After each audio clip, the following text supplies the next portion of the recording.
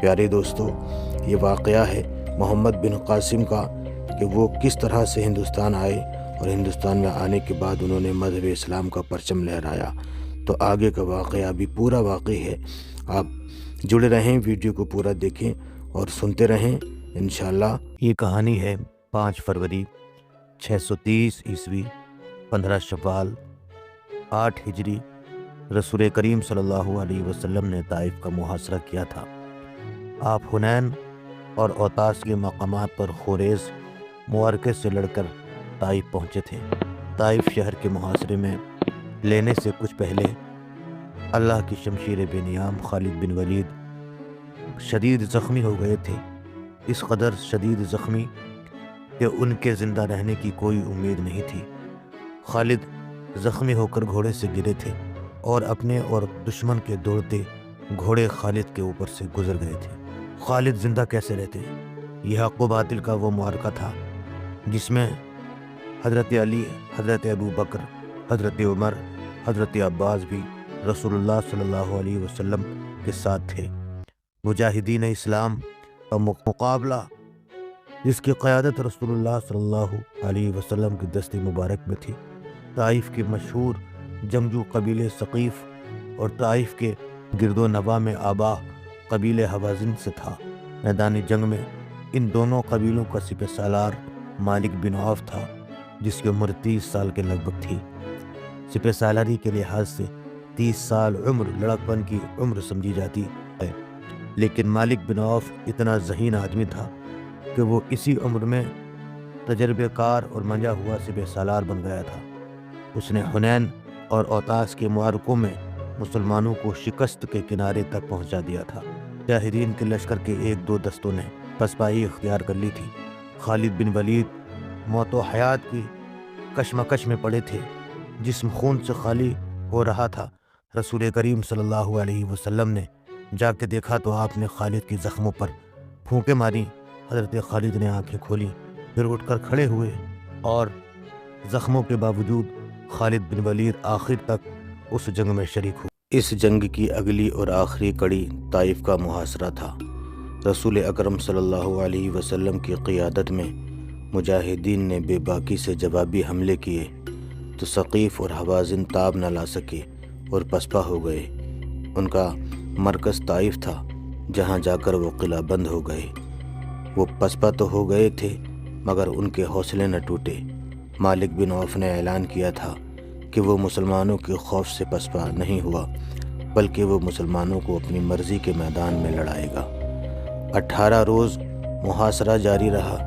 مسلمانوں نے بڑھ بڑھ کر قلعے پر حلے بولے اور دشمن کے تیر اندازوں کے تیروں سے زخمی اور شہید ہوتے رہے۔ آخر رسول اکرم صلی اللہ علیہ وسلم نے اپنے رفقا سے مشورہ طلب کیا۔ حضرت ابو بکر رضی اللہ تعالیٰ عنہ اور حضرت عمر رضی اللہ تعالیٰ عنہ نے مشورہ پیش کیا کہ محاصرہ اٹھا کر واپسی کا راستہ اختیار کیا جائے، مگر جوشیلے اور جذباتی مسلمانوں نے اس مشورے کے خلاف احتجاج کیا۔ وہ قلعہ سر کرنے پر تلے ہوئے تھے۔ رسول اللہ صلی اللہ علیہ وسلم نے انہیں ایک اور حملہ کرنے کی اجازت دے دی، مگر مجاہدین آگے بڑھے تو دیواروں کے اوپر سے تیروں کی بوچھاڑیں آنے لگیں۔ آگے جانا ناممکن ہو گیا، بہت سے مجاہدین زخمی ہو گئے۔ آخرکار محاصرہ اٹھا لیا گیا۔ مسلمانوں نے ابھی اپنا پڑاؤ وہاں سے سمیٹا نہیں تھا۔ زخمیوں کی تعداد بہت زیادہ تھی، ان میں بیشتر شدید زخمی تھے جو سفر کے قابل نہیں تھے۔ 23 فروری کے روز محاصرہ اٹھایا اور 26 فروری کے روز مجاہدین کا لشکر جعرانہ پہنچا اور پڑاؤ کیا۔ رسول کریم صلی اللہ علیہ وسلم مجاہدین کو کچھ آرام دینا چاہتے تھے۔ شدید زخمیوں کو مرہم پٹی اور مکمل آرام کی ضرورت تھی۔ مسلمان ناکام لوٹ رہے تھے۔ انہیں نہ صرف یہ ناکامی ہوئی تھی بلکہ بہت سے مسلمان شہید ہو گئے۔ بہت سے ایسے زخمی ہوئے کہ عمر بھر کے لیے معذور ہو گئے، اور زخمیوں کی تعداد تو بے شمار تھی۔ طائف کا شہر روز اول کی طرح کھڑا تھا اور شہر پناہ مسلمانوں کا مذاق اڑا رہی تھی۔ پھر ایک معجزہ ہوا۔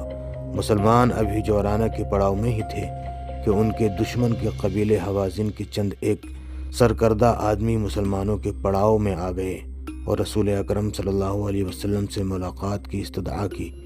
انہیں حضور پاک صلی اللہ تعالیٰ علیہ وسلم تک پہنچایا گیا اور چند ایک مجاہدین ننگی تلواریں اور برچھیاں لیے پاس کھڑے رہے، کیونکہ ان آدمیوں کا کچھ اعتبار نہ تھا۔ غیر مسلم قبائل میں رسول اکرم صلی اللہ علیہ وسلم کے قتل کے منصوبے بنتے ہی رہتے تھے۔ قبیلہ حوازن پر یہ افتاد آ پڑی تھی کہ طائف کے محاصرے سے پہلے ایک لڑائی میں انہیں پسپا ہونا پڑا تھا اور ان کا بہت سا مال، اسباب، عورتیں اور بچے مسلمانوں کے قبضے میں آ گئے تھے۔ اس وقت کے رواج کے مطابق یہ سب مال غنیمت تھا جو حوازن واپس نہیں لے سکتے تھے۔ رسول اللہ صلی اللہ تعالیٰ علیہ وسلم نے اعلان فرمایا تھا کہ کوئی آدمی جنگ کے بعد اسلام قبول کر لے تو بھی اسے یہ حق دیا جائے گا کہ وہ اپنا مال واپس لے لے۔ قبیلہ حوازن کے ایک سرکردہ آدمی نے رسول اکرم صلی اللہ تعالیٰ علیہ وسلم سے عرض کیا، اے محمد، ہم نے اپنے پورے قبیلے کے ساتھ تجھے اللہ کا بھیجا ہوا رسول مان لیا ہے۔ ہمارا پورا قبیلہ تیرے مذہب میں داخل ہو چکا ہے۔ خدا کی قسم، رسول اللہ صلی اللہ علیہ وسلم نے ارشاد فرمایا، تم نے فلاح کی راہ پالی ہے اور یہی صراط مستقیم ہے۔ اے محمد صلی اللہ علیہ وسلم کہ تم اللہ کے رسول ہو۔ وفد کے قائد نے پوچھا، کیا ہمیں ہماری عورتیں اور ہمارے بچے اور ہمارے مال و اموال واپس نہیں کرے گا؟ ہم سے لڑ کر اور ہمارے آدمی قتل اور زخمی کر کے جو تم نے کھویا ہے اس پر تمہارا کوئی حق نہیں۔ رسول اللہ صلی اللہ علیہ وسلم نے ارشاد فرمایا، لیکن میں اس اللہ کے نام پر جسے تم نے وحدہ لا شریک اور معبود مان لیا ہے تمہارا دل نہیں توڑوں گا۔ کیا تمہیں اپنے مال و اموال عزیز ہیں یا عورتیں اور بچے؟ قبیلہ حوازن کے وفد نے کہا، اے محمد صلی اللہ علیہ وسلم، ہمیں ہماری عورتیں اور بچے دے دی جائیں۔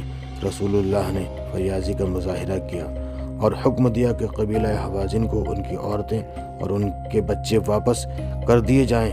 اہل حوازن کو توقع نہیں تھی کہ ان کی عورتیں اور بچے انہیں مل جائیں گے اور پورے کا پورا مال قبیلہ حوازن مسلمان ہو گیا۔ یہ رسول کائنات صلی اللہ تعالیٰ علیہ وسلم کا معجزہ تھا۔